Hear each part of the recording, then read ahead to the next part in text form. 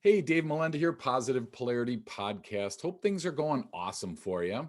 As you know, I look for people around the world that are the best at what they do.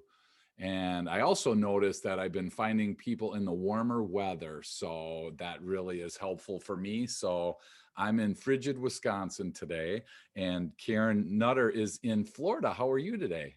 I'm doing great, but Dave, I'm freezing just like you. My Oh my toes are gosh. cold. Okay. What's freezing to you? Let's get it out there right now. Let me tell you officially, Oh it is gosh. 43. Well, we're at 11, so if you want to Oh, change, and we're going to be pretty below zero this weekend, so be more than happy to trade places with you. So I think I'll stay put. cool. Well, so Yeah. you are founder of CBK Advising. So tell us, what is CBK Advising? So actually, I have morphed. Years ago, I only did coaching, and my branding was CBK Coaching. Okay. And over the years, I've done so much more consulting and advising with departments and founders of companies. So I went, okay, I got to get rid of this coaching word. Not that I don't want to coach and not that I'm not a coach, Sure. but I'm much more of an advisor. So that's how it came about. There's a longer story to it, but Awesome. And that's cool. And you actually wrote a book too, correct? I did. So what's the name of the book? So the name of the book is The Power of EQ, Okay. Stronger Leadership Through Emotional Intelligence. Awesome. So let's jump into that if you don't mind. EQ, we hear that word a lot. We hear those words a lot, or that acronym a lot. So kind of unpack that for us a little bit, Karen, if you would, for the person that might have heard of it, but really doesn't really understand exactly what it is.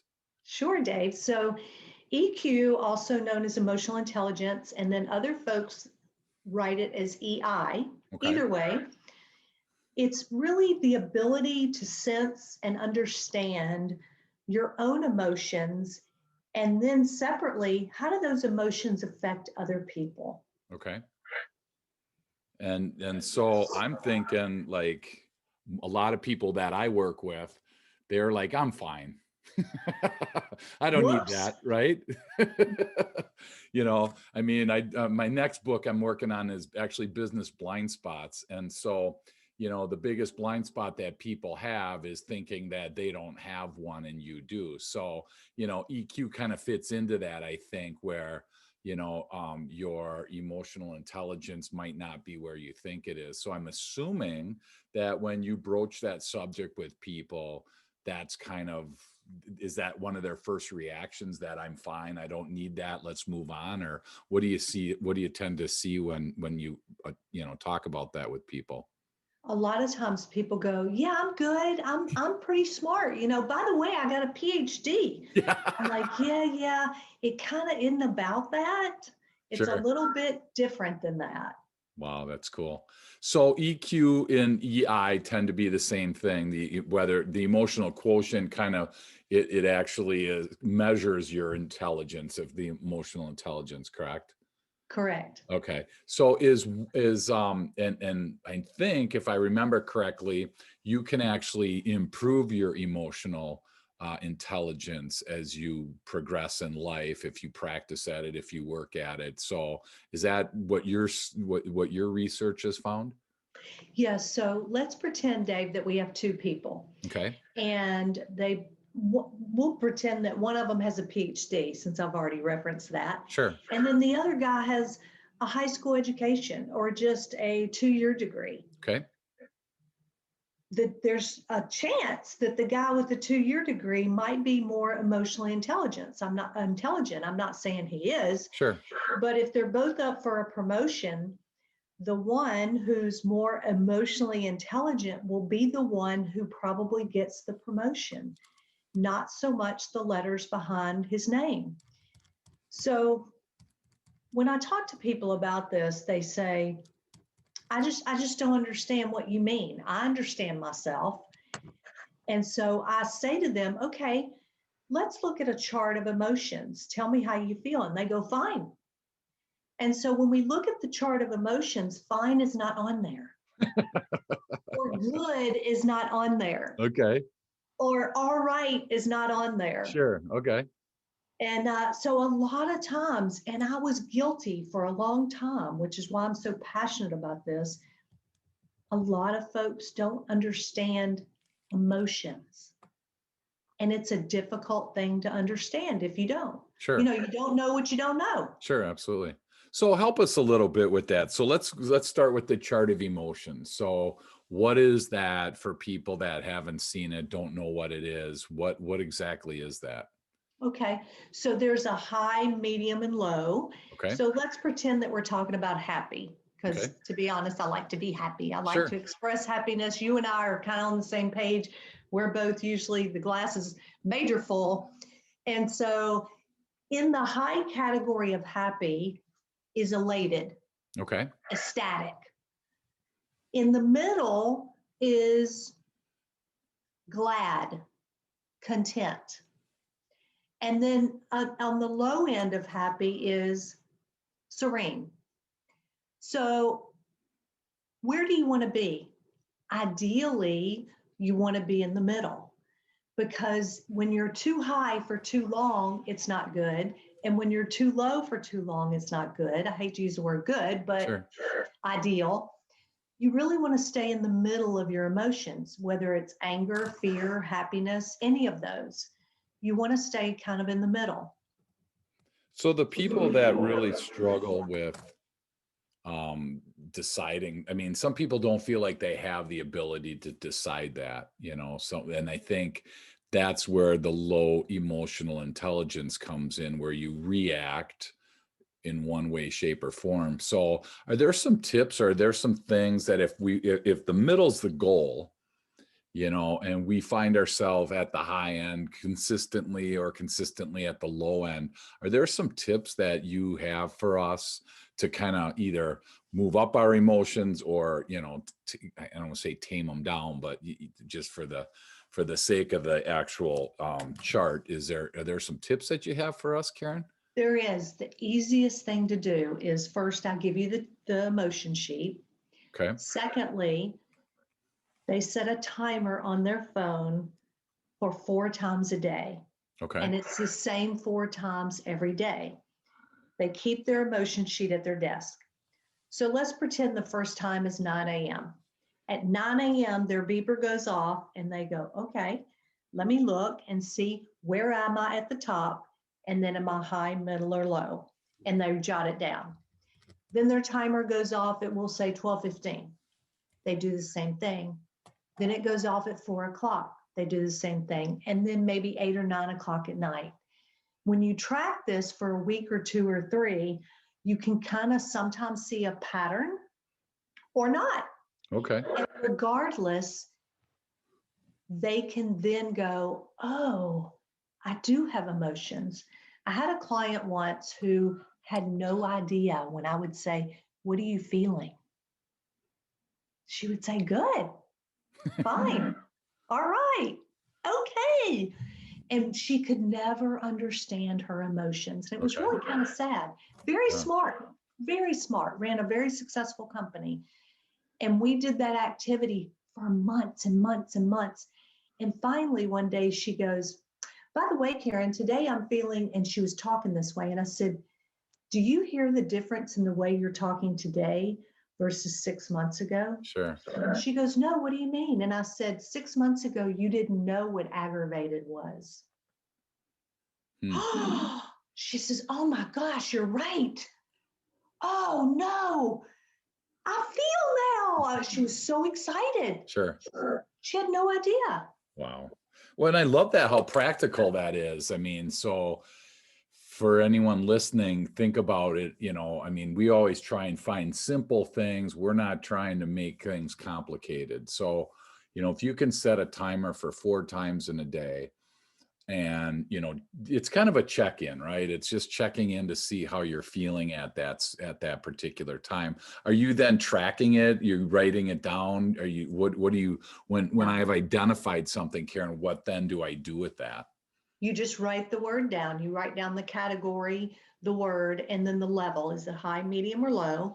And then we look at the whole thing.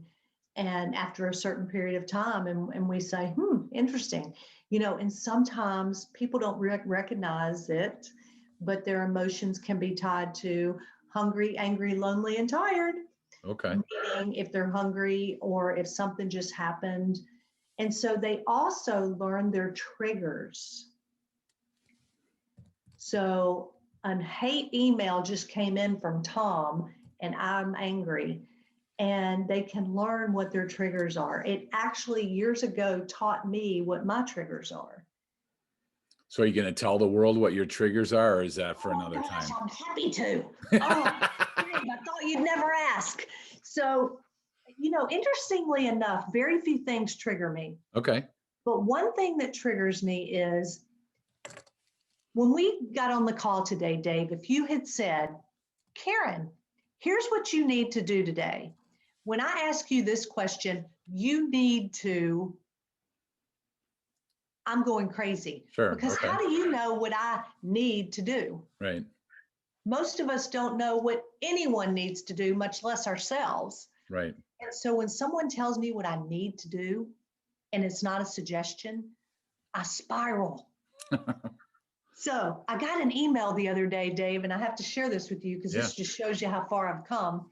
This email said, Karen, here's what you need to do. And I went, whoop. I mean, like, the cartoon where the eyeballs pop out? My eyeballs popped out and then they went right back in and settled. Years ago, they would have popped out and stayed out. Sure. But And I that can, calmed down. I and that, calmed down. yeah, that can take like a half a day, up to a half a day, to kind of recover once you get that spiral thing for people. So that's what I think, so thanks for being vulnerable in that and sharing that. And I think that's part of the issue here too, Karen, is what you just shared. We could really use that against you. And I think that's where some of the people that I work with are kind of hesitant to get involved in talking about EQ or talking about things a little bit deeper than, surface, because you just pointed out something that if we really wanted to, take advantage of you in a team situation, if you were on a team and we didn't, we were, in conflict on a regular basis, or I was trying to get your job or whatever, is going on right in the world, it's real easy when you say, hey, this is what a trigger is for me.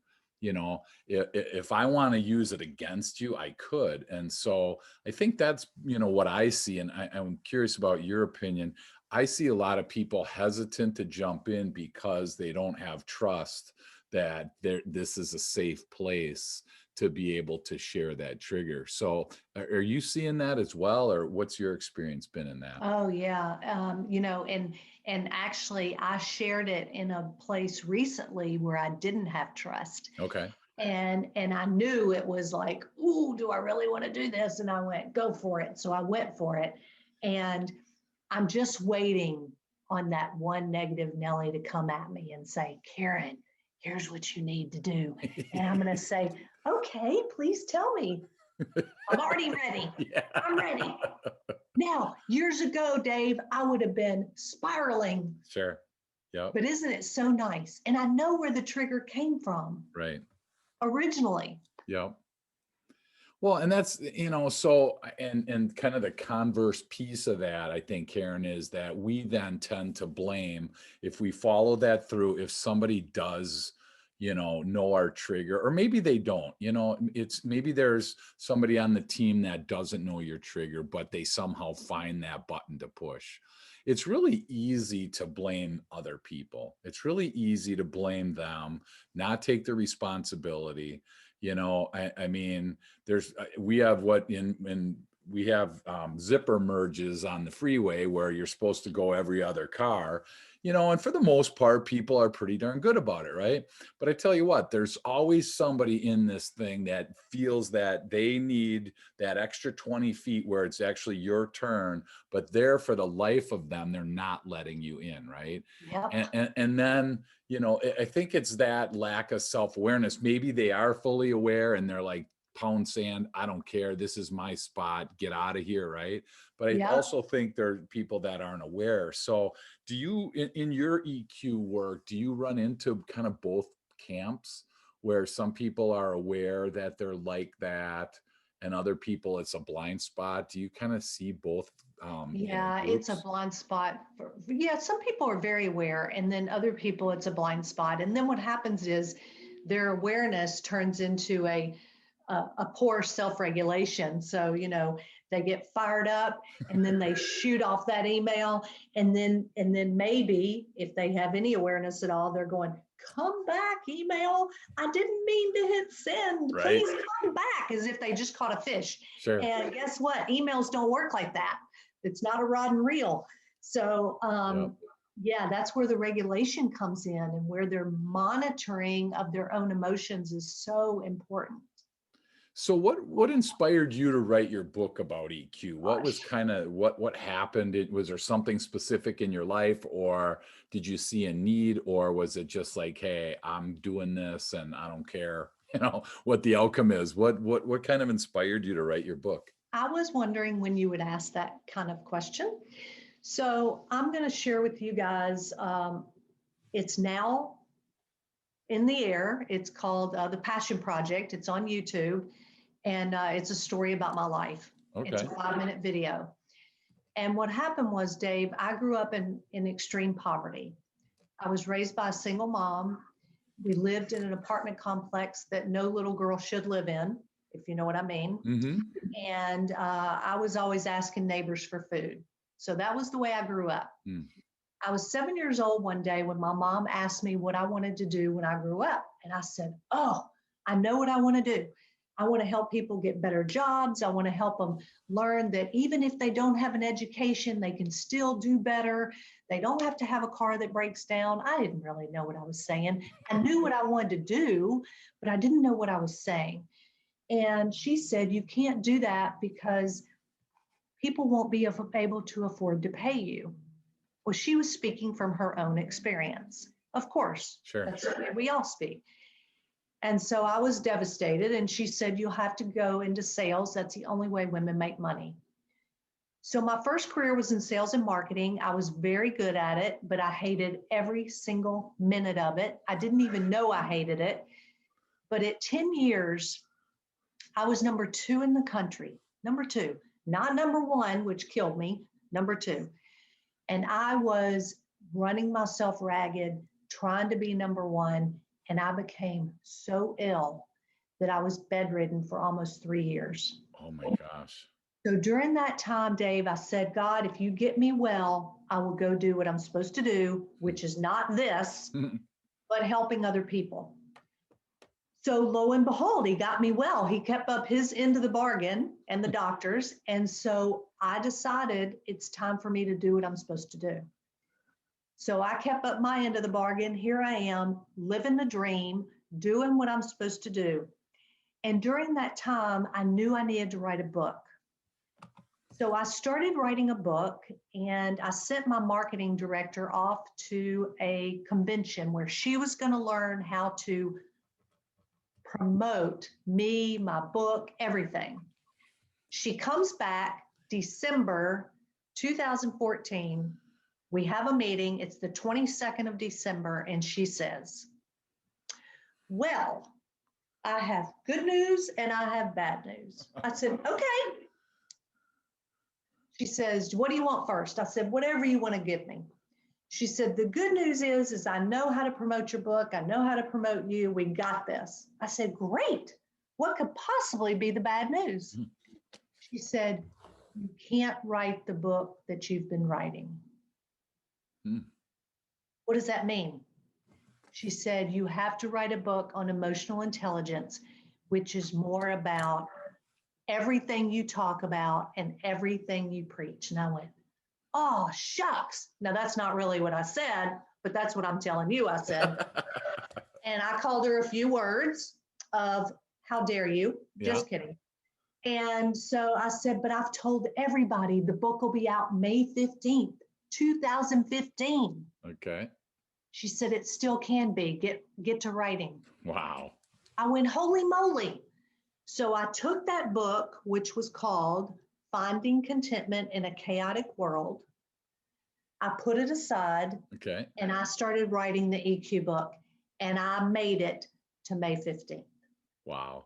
Now, that book just, I was so proud because in that book, I was able to talk about case studies and people who had grown in their emotional intelligence, because you know that guy I was talking about earlier with the PhD Mm-hmm. who probably doesn't have good emotional intelligence, he can improve. Yep. A coach like you or a coach like me or any kind of coach, he can improve. All he has to do is have a mustard seed of want and willingness. Sure. So I launched that book. I was proud of that book. And I said, that other book can stay sitting on the side. Well, guess what? 2020 was a chaotic world. Would you agree? Yeah. No. True. Well, same as all the years, right? Yeah. But more chaotic for a lot of people. Oh, absolutely. So in March this year, Finding Contentment in a Chaotic World will be launched. Oh my gosh, that's so cool. Yeah. You're the first person I've told, like publicly. Well, congrats. I'm honored. Yeah. Wow. Thank you. Well, I can't wait to get a copy. They kind of tie in. You have to understand yourself before you can fix anything. Sure. And it's EQ again is one of those things I think that tends to be scary for some people.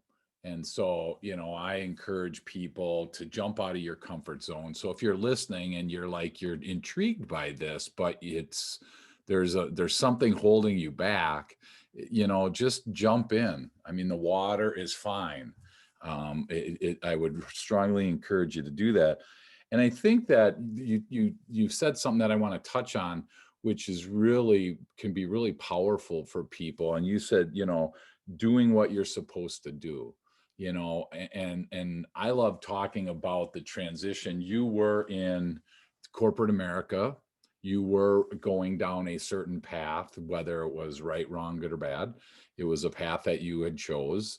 And then now you're on entrepreneur, ownership, founder, chief inspiration officer, whatever it is that you want to use. But there was a transition in your life that from corporate to to kind of owning your own business. There's a lot of people that listen to this that are in that same spot where they want to jump in, but they don't know how. Do you have any feedback or words of wisdom that that helped you make that transition? I know yours was a little health related, but any words of wisdom or any tips that you have for people? So, my grandfather, who died at 98 and kind of raised me, he used to tell me, the more you learn, the more you earn. Nice. So I'm a lifelong learner, but I'm not one of those who loves to learn everything. I'm just not. Be honest about that. I want to learn what I want to learn. I want to learn about sharks' teeth and shells, but I don't want to learn about the sharks. Sure. So I believe what I did was I dove into trainings that were applicable to what I wanted to know about, that would make me credible. So I believe that when people are looking to transition, start learning about what it is you want to do. Start interviewing folks who do that to see if you want to do it. Sure. Get to know them, see what their days are like. You may very quickly disregard it. Sure. I had a client once who wanted to own a pastry bakery. That would be great. Oh, it would be great. Now I'm hungry. Thanks, Karen. Yeah, but probably not a good thing for her. Her whole life she struggled with her weight. Okay. So what I suggested, and of course I didn't say a word about that, I just said, go interview a few of the owners around town and ask them what their days are like. She came back to me and said, I think that was just a dream. I don't really think I want to do that. And I was like, wow. So, and that's so true. Some other things I think that are helpful are envision what it would look like to do it. Okay. So what I did, my son was 13. I had just kind of gotten well. And in my dream book, I had him create a dream book and I created a dream book. And it sounds kind of hokey. It's no different than a vision board. Sure. But I drew a picture of what I thought my shingle would look like and what my sign would look like. And when I look back on that, and it's still in my file folder, it came true. So, does that stuff come true? Does it seem hokey? Yep, it did to me too. Sure. But guess what? It happened. Absolutely. That's so cool. Well, and I mean, just from people that do any research on goal setting, when we talk about goals, 87% of the people, or 84%, sorry, 84% of people don't write their goals down. They don't have goals. They just don't have them. Right. Right. Right. And then there's this small percentage of 14%, I think it is, that actually write them down, or have goals but don't write them down. And then there's a small chunk, and it's only like 3% of people that actually write their goals down. And when you write your goals down, you're like 30 times more likely to have it actually come to fruition. Exactly. It's like your whiteboard. It's like the whiteboard behind your head. Yep, absolutely. And I have one on my desk. Yep, that's so cool. Now, I have a whole wall. There's a thing called whiteboard paint. Yes. And I did a whole wall with whiteboard, and like, it's so much, I'm a visual person, so I just need to write, and I just start writing. And I had a client that showed me this, and I'm like, I fell in love with it. So, whatever you need to do to get that idea started, to Karen's point, talk to some people around you. I remember for me last year, I'm in the midst of, being at home and not being able to go anywhere and travel. And we love to travel around, and there's nothing really to do. So I said, you know what? I'm going to learn how to make honey with bees. So we got some land, and it seemed like an easy thing to do, right? How hard can it be? So like you said, go talk to people. I didn't know anybody, so I'm like, I'm just going to jump online. And I watched a couple YouTube videos, and 40 minutes into it, I'm like, this is so over my head, that I lost all interest. All of a sudden, paying $3 for a little thing of honey that's all done was like fine. That was good enough for you, huh? Yeah, exactly. It's so important to, if you're considering, a new venture in your life, find somebody that you trust. Get a accountability partner, get somebody that you can be vulnerable with, get somebody, in your corner that's going to help you, because otherwise there's just so much angst. If I would have bought all the equipment, if I would have never looked at that video, I would have thought, oh, how hard can it be, right? And so I've been to State Fair, and I've seen them where there's bees and it's making honey. And, in my mind, it's making honey, and it comes out in the little jar, and you eat it. I mean, it was like, how hard can this be, right? Right. And you start looking at how intense it was and how I just lost interest. I was glad that I invested that time up front.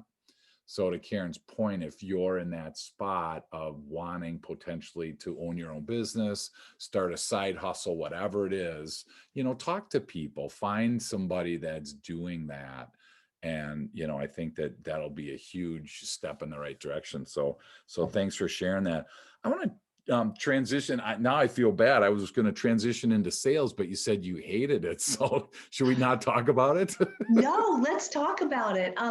I love it. I just don't want to do it. So I love to train on it. I just don't want to do it. Okay. Oh my gosh, that's hilarious. So if anybody's out there and needs sales training, and you want to go to Florida, but you have to have somebody that doesn't like to do it. So that's the funny part. That's awesome to see that. So one of your workshops, you talk about, you and I share a ton of DISC and EQ and driving forces training. We've been through it together and things like that. So, I do in my sales training, I talk a lot about the same thing that you do, and I want to get your feedback on it. When different personality styles purchase, and their buying process is different.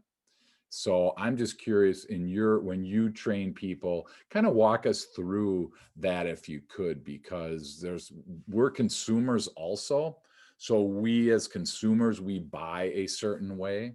So maybe you're not in the sales arena, but you do actually buy a certain way. So how do you unpack that for people, Karen, when you're talking about DISC and the sales process? Yeah, so I do a lot of corporate buying signals for sales teams. Okay. And what I do in that process is it's either 6 months or a year, and I take the sales teams through an assessment, which you mentioned, and we learn, or they learn, about themselves first. Sure. Gotcha. What are their biggest fears? What do they love? What do they want? What triggers them? Then I teach them about the different types of buyers. What is their fear? What are they concerned with? So we'll just say, for the state of an example, Yeah. a high I, which I think you and I both are Sure. high influencers. And we love the word fun. We love the word exciting. We like the word, I'm going to make you look good. We love to hear all of that. So I teach the sales teams how to use the right words once they've identified the buyer. So I teach them how to identify the buyer in 10 seconds or less. By the end of my trainings, they know in 10 seconds or less how to identify their buyer. Once they know how to identify their buyer, they have this cheat sheet card that I've made for them that they can go, Dave is, yep, he walks fast, talks fast, uses his arms when he's, yep, he gestures big. Okay, he's a high I. What words do I need to use with Dave? So Dave, if I sell you my widget, it will make you look good with your clients because it makes sparkles on Zoom. Dave, if I sell you my widget, you will have fun with it. Sure. Yep. Suddenly, I have Dave's attention because I use the right words Sure. about my product. Wow, that's awesome. So are you working with the words that don't work and the words that do work, the research from TTI? Yes. Yeah. So I know from personal experience, I mean, this is so powerful. So, if you're listening, this is really, if you want to sell more. And what got one of the things that got my attention with Karen was she will help you increase your sales in 1 year with this, and it's really, I think it's so valuable to understand, the customer. And I know from personal experience that when I hear the word process, there's something released in my brain, a chemical released in my brain, and it's a negative to me. I'm thinking spreadsheet, I'm thinking 14 steps, I'm thinking monotony, I'm thinking confusion, I'm all this, stuff pops in my head. So as a consumer, if I'm sitting across from somebody and they say to me, here's the process right away, it's like brakes on, and I don't even try to do it, right? I mean, it's a natural thing. So this is what's so powerful about this. Now, I've learned when I'm talking to somebody that has that similar personality, process is not the right word. But what I've learned is when somebody uses the word pathway or path, PATH, all of a sudden I'm thinking we have a path in our woods, and I'm thinking about how calm that is, and I'm thinking of, all totally different path and process, even though they tend to be the same. So that's a personal thing for me that that Karen's talking about. Do you know what words really do you struggle with, Karen, or what words work? If I was trying to sell something to you or somebody that was a high I, the people person, so to speak, what other Oh my words gosh. work for you? Yeah. So I had a guy call on me one time who he later became a client. He's still a client.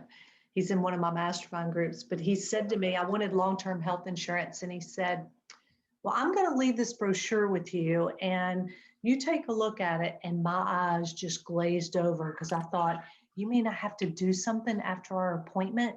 Can't I just sign? Can't I just give you my money? Sure. And so I was so bothered by that. I Yeah. don't want a brochure. Guess where it went when he left? Garbage. Yes. Or in one of my piles. So, so yeah, I don't want to hear a brochure. I don't want to hear that I need to read a contract. Yeah. If you're in front of me, I already trust you. Just tell me what it says and where do I initial? Because I guarantee you I'm not going to sign it. I'm just going to initial because I Yeah. want everything quick. Wow, that's So so yeah. cool. Yep. So and again, these are, although the training isn't free, at the end of the day, once you learn it, it helps you in your communication, it helps you in your selling. And the statistics show that 85% of our success isn't due to our drive or our passion or our education. It's actually due to how well we communicate.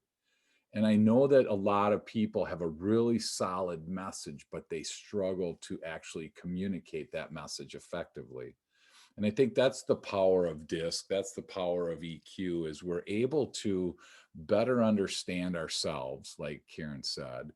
And then once I better understand myself as a sales professional or a business owner, then I can start to better understand my customer, my team, my vendor, whoever it is that I need to communicate with. And so, if you're not involved in that of some kind, I really would suggest, if you're listening, to find somebody that you trust. Again, whether it's Karen, me, whatever, find somebody that can help you with this, because these are game changers.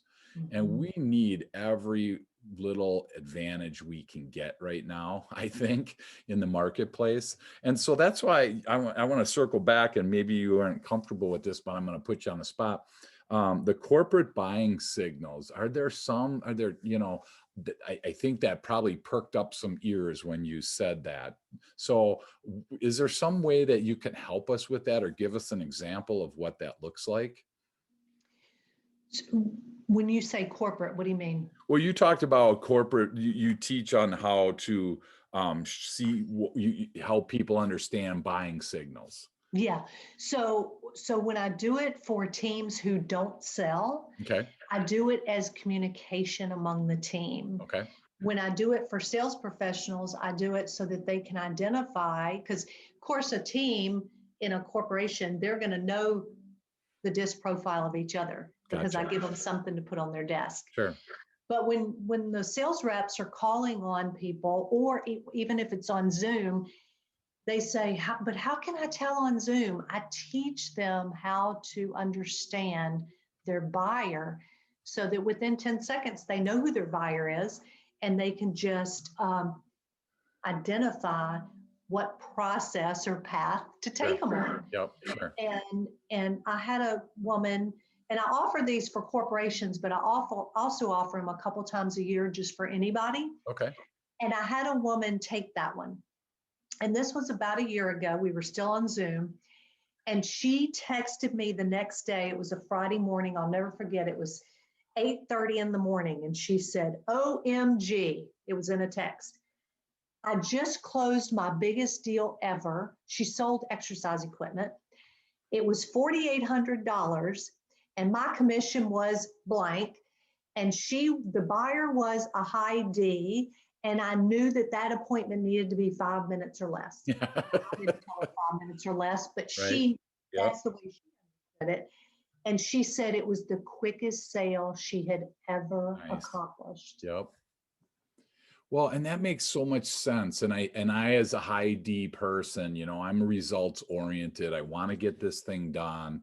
As a high D buyer, I'll never forget buying a car, and the guy wanted to tell me the history of it was a Toyota, wanted to tell me the history of Toyota, wanted to tell me the history of the dealership, wanted to tell me the history of his buying, because in his mind, because he was probably the guy that really was needed validation. When he was buying, he needed to understand all that. And I think that's what's so important about this. I absolutely think this is so critical. If you're not selling to the level that you want and you're listening, it's a very high likelihood that your process, your path, your procedure doesn't change, your system doesn't change based on who you're talking to. And I liken it to right now, if I just started speaking in another language, if I just started talking in Russian, how awkward would that be for Karen? How awkward would it be Oh, for the listener? right? Yeah, the same awkwardness I feel when I'm getting a pedicure and they go, I go, what did you say? What Yeah, did you exactly. say? Don't talk about me. Don't talk about me. But I mean, the thing is that your personality style is almost like a different language. Yeah. Again, there's people that want to understand the history of your company. There's people that want to understand your credentials. There's also people that see what they want it. And if you don't identify the difference between those two people, your sales will struggle. And so I so appreciate that, Karen, that you shared that, because I think, and whether it's in the sales process or on the team, those are really, those are huge opportunities for us to work on improving that. So, does either one of your books talk about that at all yet? Or is that going to be your third book? So in Finding Contentment, Okay, we talk a little bit about identifying your behavioral style, great. but I'm pretty sure my next book is going to be Buyer Signals. Oh, And nice. after that, and so then yes, that book will talk about that. Sweet. Yeah, Awesome. That would be a fun one to read, because that, yeah, you know, I'm a sales guy at heart. I've been selling since I was like 10 years old, right? And whether it was whatever, lemonade at the stand or whatever, yeah, walking door to door collecting papers and turning them in for for dollars, whatever. But it's just crazy to me in the sales world that people tend to use the same exact pitch, the same exact whatever, over and over and over, and it yeah, never changes. And that's why I think a lot of people struggle in sales, is for that exact reason. yeah. So The one of the groups I did this for, four of the reps were on probation, we'll say, and one of them, it was her first year, and she wanted to make conference, and she made conference because she started implementing this. She had just started with the company, okay, and then the four that were on probation, they actually got off probation because they started implementing this. They were using the same technique for everybody, and two of them were high, steady, and compliance, and they were using steady and compliant verbiage nope, with the high D. doesn't So work. what I do with them is I make them role play with me as if I'm the high D, and boy, I can demonstrate a high D because I'm 80. And so I was going, what do you got? Well, wait a minute, I got to get out of here. And so I made them role play that, and they were shaking. Yeah, They overcame it, and it's so amazing. yeah, that's awesome. I mean, I think just a simple one that I use as we start to come in for a landing today, one of the simple things that I use is just asking a prospect how much time they have. Yeah, That right there, a high D is going to tell you 5 minutes. I mean, it's going to be a short, specific amount of time, yeah, and the I person, oh my gosh, I cleared my schedule for you. They're just all about the, relationship. They really aren't caring about that. And, the S tends to be, well, how much time did you leave, do for you this? need, yeah, Because you're super accommodating, and they care more about you than themselves, and the C person in my mind is the engineer. They have a very specific, if they're going to tell you, they might not tell you, but if they tell you, it's going to be, I got 18 minutes, or it's, they're going to give you a pretty specific answer. So quick is one, I got all day is one, what do you have is one, and a very succinct answer. So just those little kind of cheaters that I use. So share with, if you don't mind, share one that works for yeah. you. Just Here, give us a taste. here's my biggest cheater that when I told it, everybody in the room went, oh, never thought of that. I'm going, oh, and I'm All thinking right, it's this is so going to be dumb, good. This is going to be I'm good. just thinking it's so elementary, it's not even worth saying. So I said, when you first meet with somebody and you're chatting, say to them, okay, by the way, when we correspond after today, would you like me to text you? Would you like me to Facebook message you? Would you like me to email or call you? Which would you prefer? Or is there some other way? Sure. Let them tell you. And then when you bother them that way Yep. or reach out, they can't be annoyed because Right. they're the ones that told you. Absolutely. That's so cool. Yep. Yeah. And these are, again, I'm not smart enough to know what's going on in the brain of my prospects. So I want to ask Mhm. questions, not to say what's going on right now in your brain, Karen. I don't want to ask that, right? Because that's kind of awkward, because makes for a weird conversation. But I want to be able to ask questions that will identify the process, the path that they're going to buy, along the way. And if I understand that, it just makes life that much easier. So, Mhm. so that's so cool. So 2 more questions, and I'm gonna let you go. Okay. The first one is, what would be Karen Nutter's tip of the week? Can be anything. Today, Anything. Yep. Whatever you want. honor Tip of the week. yourself. Honor yourself. So tell me more. Honor yourself in business, honor yourself in health, honor yourself in decision making, honor yourself in relationships, honor yourself in purchasing, honor yourself in um, parenting. It could Holy apply to cow. anything. Cool. Good. Well, thank you. I mean, it's, we tend to put ourselves aside. And there are some great times to put other people first. I always get this wrong, so I'm going to say it right this time. For sure, we have to put our masks on first when we don't have air in an airplane, right? Yes. And so, get your oxygen going first so that you can, take care of other people. And I think that that's such a valid point, Karen, that if we're not healthy, it's really hard to help other people. It's really hard to, encourage other people. I've been blessed with a body that doesn't have a lot of pain. So, but when I do, I'm like, man, I shut down like quick. So I'm like, Lord, no pain, please, And Yeah. so it's just, but I totally get that if you're in constant pain, if you're not taking care of yourself, whatever that looks like for you, our vision and our focus changes. So thank you. Thanks for that Yeah. alignment. I appreciate that. So one last question. If what's one thing that most people don't know about you that you feel comfortable sharing? Wow. So one of them is the fact that I grew up in poverty. If most people looked at my life today, they would say, there's no way, absolutely no way that you grew up in poverty. Wow. So that's one thing.